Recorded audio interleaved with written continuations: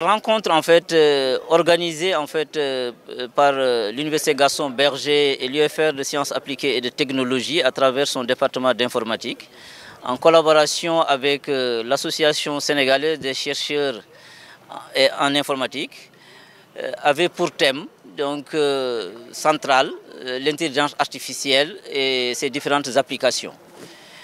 C'est un thème qui est vraiment actuel, parce que le monde est entré dans la 4e révolution, qu'on appelle la révolution des intelligences, depuis quelques années. Et nous tous, on entend parler, par exemple, de ChatGPT, et récemment avec le chatbot chinois. Donc, ça facilite en tout cas la vie de tous les jours. Mais ce qu'on demande à l'université, c'est d'aller au-delà de cette application vraiment utilisée par le commun des étudiants ou des populations.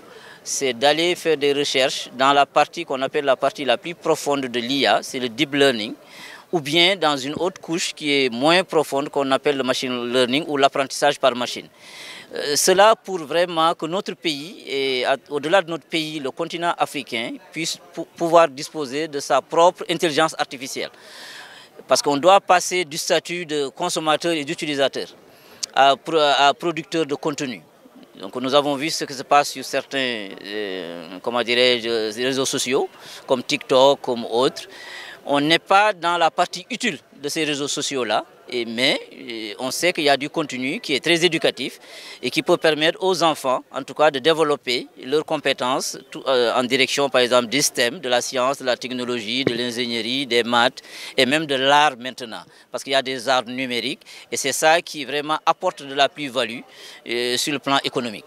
En fait, l'IA ne peut pas être une menace, à condition maintenant qu'on mette l'accent sur la formation.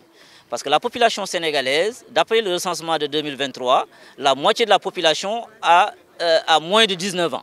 Donc c'est des gens qui sont peut-être à la terminale ou en première année d'université. Et ce recensement nous apprend également que les moins de 35 ans constituent 75% de la population.